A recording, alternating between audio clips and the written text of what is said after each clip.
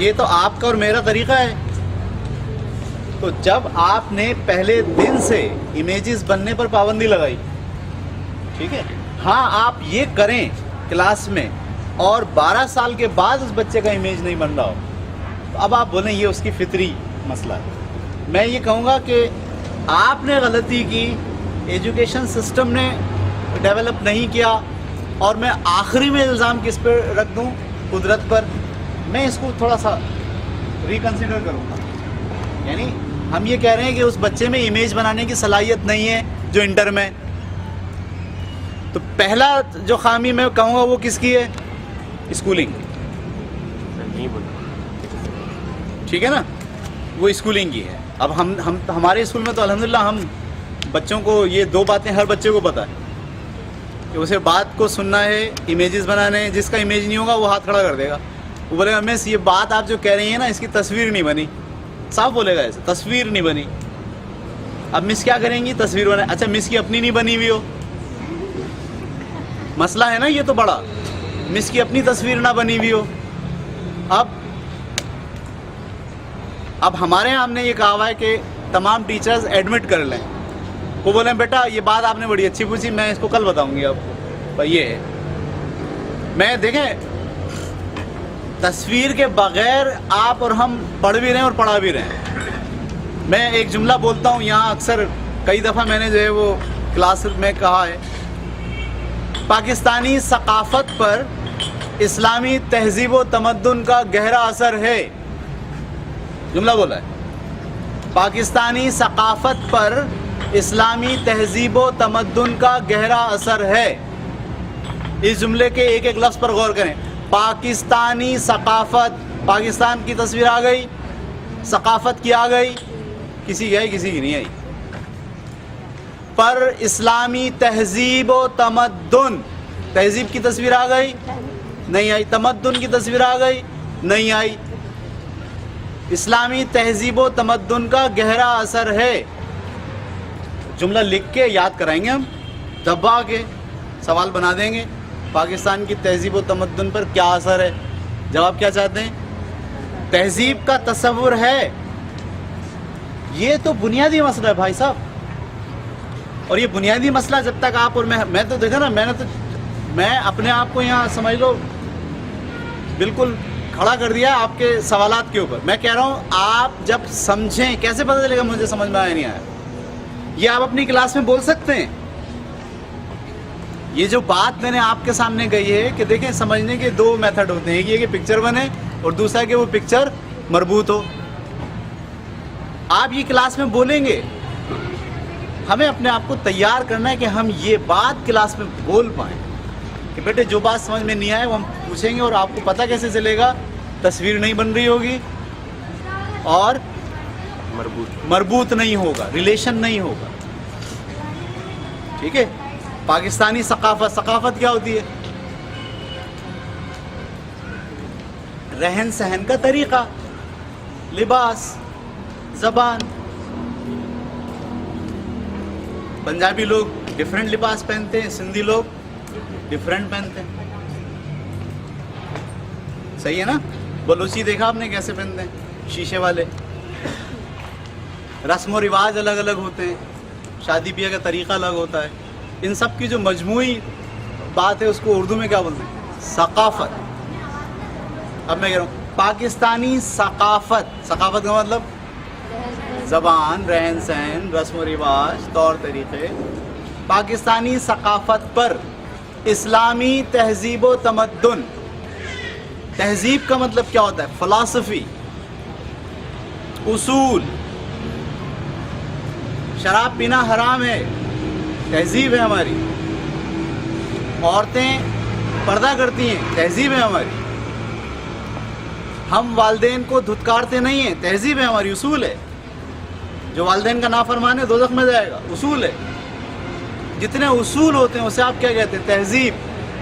اور وہ اصول پریکٹس ہو کر جب دنیا میں نظر آتے ہیں معاشرے میں اسے کہتے ہیں تمدن. شراب کی دکانیں ہیں؟ نہیں ہیں. ہمارا تمدن ہماری تہذیب کے مطابق ہے. عورتیں برقع اوڑھتی ہیں؟ ہاں اوڑھتی ہیں. ہمارا تمدن ہماری تہذیب کے مطابق ہے. والدین کو ہم کہاں چھوڑ کے آ جاتے ہیں؟ اولڈ ہاؤسز میں نہیں, گھر میں رکھتے ہیں اپنے ساتھ. کیونکہ آپ سمجھ گئے تہذیب کسے کہتے ہیں؟ اصول, فلسفی, قانون. اور تمدن کسے کہتے ہیں؟ اس کی عملی شکل جو معاشرے میں نظر آتی ہے. پاکستانی ثقافت پر اسلامی تہذیب و تمدن کا گہرا اثر ہے. اب آئی تصویر, دوبارہ بولوں, پاکستانی ثقافت پر اسلامی تہذیب و تمدن کا گہرا اثر ہے. سمجھ میں آئی تصویریں؟ اور یہ مربوط بھی ہو رہی ہیں. ہاں, بلوچیوں کو دیکھو, لباس بھی پہنیں گے تو اسلامی تہذیب کے مطابق پہنیں گے.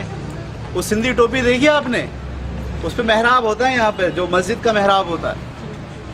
لباس میں بھی اسلامی تہذیب اور تمدن جھلکے گا, رسم میں بھی اسلامی تہذیب اور تمدن جھلکے گا, زبان میں بھی جھلکے گا. تو کتنا زبردست جملہ ہے. اس پاکستانی ثقافت پر اسلامی تہذیب و تمدن کا گہرا اثر. اب ٹیچر پڑھائے ایسا کہ اس کے اپنے کانسیپٹ کلیئر ہوں. ٹھیک ہے, تو یہ بہت ضروری ہے. سمجھ میں آنا اور سمجھ میں نہ آنا, اس کے فرق کو آپ جب تک ایلوبریٹ نہیں کریں گے, جب تک آپ ٹیچنگ نہیں کر سکتے. اور یہ جب آپ ٹیچنگ کرتے ہیں نا ایسی, تو ہر لفظ کے پیچھے بھاگتے ہیں. پھر آپ ایسی ٹیچنگ کرنی ہو, آپ کو سائنس پڑھانی ہو ایسی کہ ایک ایک لفظ کی پکچر کلیئر کرانی ہے, کیا کرو گے آپ؟ جو لفظ آپ پڑھو گے آپ کی تصویر نہیں آ رہی ہوگی, آپ کیا کرو گے؟ آپ جا کے دیکھو گے انٹرنیٹ پہ, لوگوں سے پوچھو گے, آپ کا علم کتنا بڑھے گا. یہ ہے علمی رویہ. اور یہ جو رویہ ہے بیہیویئرزم والا, وہ پہلا والا ہم نے پڑھا دیا, تم پڑھ لو بس, سوال مت پوچھو. ٹھیک ہے, اچھا جی, اور کسی کا ذہن میں سوال؟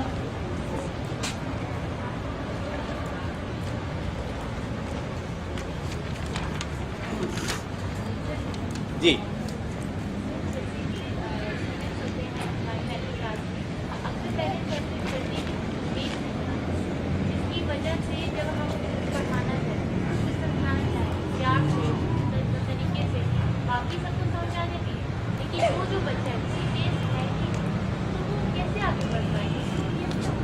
بیٹا یہ تو المیہ ہے آپ کا میرا.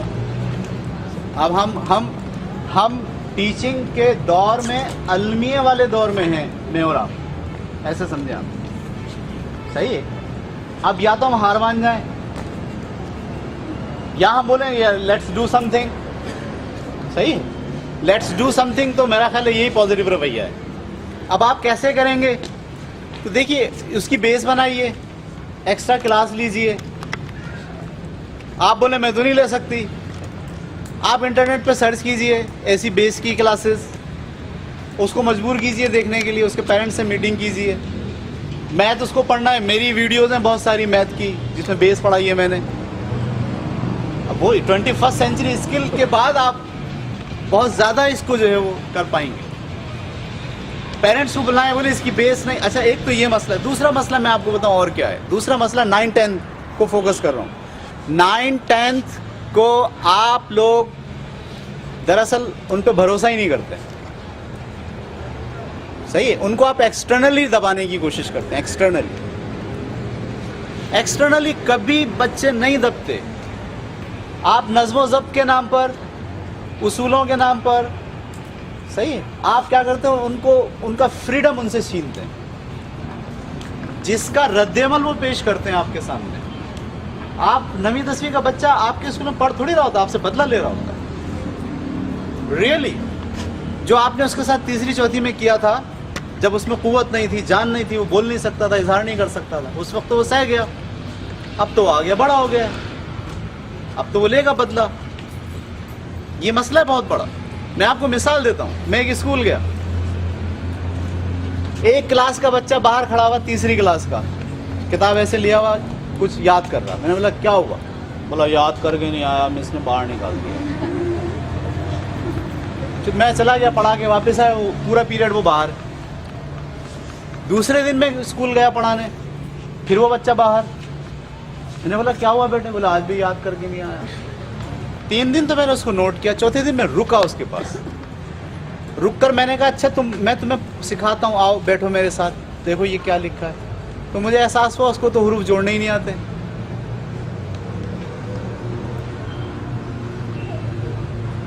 اب میں وہ بچہ ہوں جس کو حروف جوڑنے نہیں سکھائے گئے, اور میں تیسری میں ہوں جس کی روزانہ مس اس کو باہر نکال کے کھڑا کر دیتی ہیں, جو آنے والے ٹیچر کے سامنے بھی تذلیل کا شکار ہوتا ہے, اپنی کلاس فیلوز کے ساتھ بھی تذلیل کا شکار ہوتا ہے. چوتھی میں, تیسری میں ابھی وہ کچھ کر پا رہا ہے؟ اس کی غلطی ہے نہیں. وہ آ جائے 10ویں میں, آ تو جائے گا 10ویں میں, آپ کو بھی پتا ہے مجھے بھی پتا ہے. آ گیا 10ویں میں, اب کیا کرے گا وہ چوتھی والی تیسری والی قوت نہیں ہے اس میں. اب 10ویں والا پوٹینشیل ہے اس میں, بلوغت کے مراحل سے گزر رہا ہے, اب وہ بدلہ لے گا. اسی وجہ سے ہر 10ویں کے اینڈ پارٹی میں بچہ جاتا ہے, ڈیسک سے توڑتا ہوا جاتا ہے, پنکھوں کے پر موڑ دیتا ہے. اکثر اسکولوں سے شکایت آتی ہے. ہمارا تو تعلق بہت سارے اسکولوں سے رہتا ہے نا. آپ نے بچے کو دوست ہی نہیں بنایا, آپ نے اس کو اپنے ہونے کا احساس نہیں دلایا. وہ تو آپ کے ساتھ ہر وقت ٹسل میں رہا ہے. پڑھا کیا ہوگا اس نے؟ کھڑا کریں نئے ٹیچر لا کے, بچے وارڈ لگا دیتے ہیں اس کی. ریلی کیوں لگاتے ہیں وارڈ؟ وہ پڑھنا نہیں چاہتے. پوری کلاس کے اندر 20 بچہ ہے, 20 میں سے کتنے پڑھنا چاہتے ہیں؟ پوچھیں ذرا جا کے. زیادہ تعداد ان کی ہوگی جو پڑھنا نہیں چاہتے. آپ پڑھا رہے ہیں زبردستی, فزکس پڑھانے والا فزکس پڑھا رہا ہے. اچھا, اور پھر ایسے بچوں کے لیے ٹیچر بھی مستنڈے رکھ لیے, مرد ٹیچر. آپ دیکھو ہر اسکولوں میں فزکس پڑھانے والا ایک ٹیچر ہے جو 6 اسکولوں میں پڑھا رہا ہے, مستنڈا ہے. وہ سنتا کسی کی نہیں, 2 لگاتا ہے. مطلب یہ تعلیم ہے. ہم کو ریکنسیڈر کرنا پڑے گا یار, ایسے کام نہیں چلے گا. آپ کو بچوں کو ان کے ہونے کا احساس دلانا پڑے گا. ایک تو یہ بڑا مسئلہ ہے, ہم سمجھتے ہیں تذلیل کریں گے تو کنٹرول ہوں گے, یہی سمجھتے ہیں نا ہم. ہر کلاس کے اندر جا کے آپ سب سے پہلے کیا کرتے ہو؟ بچوں کی تذلیل کرتے ہو. ان کو کنٹرول کرنے کے لیے ان کی تذلیل کرتے ہو. پہلے جو بچہ زیادہ شرارتی ہے اس کی زیادہ تذلیل کرتے ہو, اور کیا سمجھتے ہو اس سے بچے کنٹرول ہوں گے. ابھی ہوں گے, 10ویں میں نہیں ہوں گے, 11ویں 12ویں میں ہوں گے ہی نہیں. تذلیل سے بچے کنٹرول نہیں ہوتے, نہ پڑھتے ہیں. تذلیل سے پھر آپ سے بدلہ لیتے ہیں. بچہ پڑھتا ہے محبت سے, پیار سے. اس کو آپ جب احترام دو گے نا, ریسپیکٹ دو گے, آپ یقین جانیے وہ بچھ جائے گا آپ کے لیے. ہم ریسپیکٹ دیتے ہوئے پتہ نہیں کیوں ڈرتے ہیں. ہمارے اسکول میں ہم یہ پریکٹس کرتے ہیں. یقین جانیے ہمارے اسکول میں بچے کی تذلیل کرنا الاؤ نہیں, حرام ہے. ہم حرام سمجھتے ہیں بچے کی تذلیل کرنا. بچہ غلطی کرے اس کو بلائیں گے, ادھر آؤ بیٹے کیا ہوا. ہم اس کو انسان سمجھتے ہیں, وہ پورا پروسیس لے کے ذہن دنیا میں آیا ہوا. ایسی نہیں ہے وہ. ٹھیک اور غلط کے پیمانے آپ کو بتانے ہوتے ہیں بچوں کو. یہ ٹھیک ہے, یہ غلط ہے, یہ ٹھیک ہے, یہ غلط ہے, یہ ٹھیک ہے, یہ غلط ہے. اور بچہ خود سے سوچتا ہے یار یہ ٹھیک ہے, یہ کروں, یہ غلط ہے, یہ نہیں کروں. آپ یقین جانیے میرے یہاں 2 بچوں کی لڑائی ہوئی. کسی نے بولا ابھی زاہد سر کو جا کے بتا رہے ہیں. اس نے بولا یار زاہد سر کو مت بتاؤ, غلطی ہو گئی مجھ سے. بات مجھ تک آئی نہیں. مجھ تک کون سی بات آئی؟ وہ بچہ جس بچے سے لڑا تھا, لڑنے والے بچے کے گھر گیا وہ, اور جا کے اس نے اس سے اور اس کے پیرنٹس سے معافی مانگی. تو یہ مجھ سے بڑی غلطی ہو گئی, میں ایسا چاہ نہیں رہا تھا کہ ایسا ہو جائے, اور میں انتہائی شرمسار ہوں, انتہائی معذرت چاہتا ہوں. کہ آپ سمجھ رہے ہیں بات, یہ کیسے کریٹ ہوا, کیسے ہوگا؟ یہاں تو وہ اپنی غلطی ماننے کے لیے کوئی تیار نہیں ہے. تو یہ سسٹم بنانا ہوگا آپ کو. ابھی ہم کبھی بنائیں گے ایک پوری سمجھ لیجئے کورس, اسکول انوائرمنٹ, ایک موضوع ہے پورا. ٹیچر کے ساتھ ڈسکس نہیں ہوگا, پرنسپل کے ساتھ ہوگا. اسکول انوائرمنٹ, پوری دنیا کے اندر اسکول انوائرمنٹ پہ کام ہوا ہے. مختلف تھیوریز ہیں, مختلف انوائرمنٹ ہیں. سارے انوائرمنٹ ہم سمجھیں, پڑھیں, اور اس میں سے جو ملغوبہ نکلیں وہ اپنے اسکول میں امپلیمنٹ کریں, تو تبدیلی آئے گی بیٹا. ورنہ تو میں اور آپ تو, میں نے آپ سے کہا نا, ہم جس دور کے ٹیچر ہیں وہ المیہ والا دور ہے, اور اس میں دو باتیں, یا تو ہم فرار ہو جائیں, یہ میری آپ کی خوبی ہے, اللہ تعالیٰ ہمیں ہماری بات کو قبول کرے, ہماری اس محنت کو قبول کرے. ورنہ کون بنتا ہے ٹیچر بھائی؟ کوئی ٹیچر بننا چاہتا ہے؟ آپ لوگ اس معاشرے کے سر کے تاج ہو, آپ جو ٹیچر ہو. میں تو کہتا ہوں اپنے اسکول کے اندر, جو اس گیٹ کو کراس کر کے آ گیا اس کو سر آنکھوں پہ بٹھائیے. آج کے دور میں بنتا کون ہے ٹیچر؟ تو آپ اور ہم اس دور میں ٹیچر ہیں. اگر ہم نے بہتری کے لیے کام کیا تو میں تو دیکھیں اپنے ٹیچرز کو بھی کہتا ہوں, آپ کو بھی کہہ رہا ہوں, حضور صلی اللہ علیہ وسلم جا رہے ہیں جنت میں, پیچھے ڈبے لگے ہیں بہت سارے, میں بھی اپنا کھوٹا اس میں اٹکا دوں, دیٹس اٹ. اور یہ کھوٹا اٹکانے کا بہترین طریقہ ہے ٹیچر بن جائیں, بہترین ٹیچر بن جائیں. بھول جائیں مفادات کو, بھول جائیں کتنی سیلری ہے. روزی روٹی کا تعلق خدا کی ذات سے ہے. اگر آپ یہ سوچیں گے میں پڑھاؤں مجھے اتنے پیسے ملیں, تو پڑھانے کا شعبہ چھوڑ دیجیے. پڑھانے کا شعبہ تو آپ نے اختیار کیا ہے دراصل وہ کھوٹا اٹکانے کے لیے, کہ وہ تو جا رہی ہے ریل گاڑی, میں نے بھی چلا جانا ہے پیچھے پیچھے. تو آپ پڑھائیں. یہ ذاتی مفادات کا کام نہیں ہے, یہ لوگوں کو بنانے کا کام ہے, یہ قوم کو ٹھیک کرنے کا کام ہے. اس میں پیسے نہیں آتے. اگر آپ کو پیسے چاہیے کچھ اور کر لیں. ڈاکٹر پیسے بنانے لگ جائے تو کیا ہوگا؟ ایسے ہی ٹیچر پیسے بنانے لگ جائیں تو کیا ہوگا؟ وہی ہوگا جو ہو رہا ہے. مطلب ایک ڈاکٹر کہہ رہا ہے یہ جو آ رہا ہے نا, وہ اس کو پیشنٹ نظر نہیں آ رہا ہے, 500 کا نوٹ نظر آ رہا ہے. ایک پرنسپل بیٹھا ہوا ہے, وہ جو نیا بچہ داخلے کے لیے آ رہا ہے نا, وہ بچہ نہیں دکھ رہا اسے, وہ 500 کا نوٹ دکھ رہا ہے. تو نتائج کیا ہوں گے؟ یہ ہوں گے جو ہو رہے ہیں. بچہ آپ کو بچہ دکھے, قوم کا بچہ دکھے, انسان دکھے آپ کو, اس کے اندر خوبی خامی آپ لیں, ایکسیپٹ کریں, کام کریں.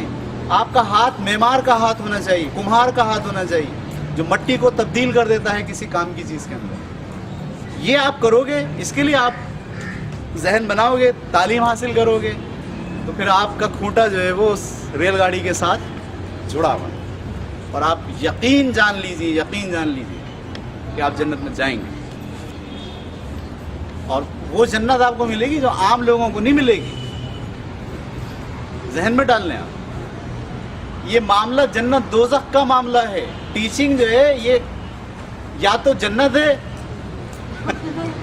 یا پھر دوزخ ہے. اس لیے بھائی ساری کشتیاں جلا کے آئیں اس شعبے میں. ہم نے تو یہی کیا ہے, ہم نے نہیں سوچا پیسے کتنے مل رہے ہیں. ٹھیک ہے, تو بس ہم یہاں اس کو ختم کرتے ہیں انشاءاللہ. یہ کلاس ابھی ایک موضوع اس کا کمپلیٹ ہو گیا ہے. اگلی کلاس میں آپ لوگ آئیں گے. آپ کی جو لوگ آئے ہوئے ہیں آج, اگر وہ اگلی کلاس میں بھی آئیں گے تو پھر ہم یہ ایک پورا ٹاپک پڑھیں گے, لرننگ ڈومینز. اس کے اندر ایک بہت امپورٹنٹ جو ہے وہ ٹاپک آپ پڑھیں گے, بلومز ٹیکسانومی. صحیح, یہ بہت دنیا کے اندر بہت مقبول تھیوری ہے لرننگ ڈومین کی. یہ میں انشاءاللہ کوشش کروں گا کہ ایک ہی کلاس میں آپ کو پڑھا دوں. اس میں بھی آئیے اور پھر تیسری کلاس میں بھی آئیے. جب آپ یہ تینوں کورس کر لیں گے یا تینوں کلاسز لے لیں گے تو آپ کے ذہن میں پورا ایک ٹیچنگ کا میتھڈ اور پورا سسٹم آپ کے ذہن میں ہوگا. پھر آپ بہتر طریقے سے پڑھا پائیں گے. ٹھیک ہے, تھینک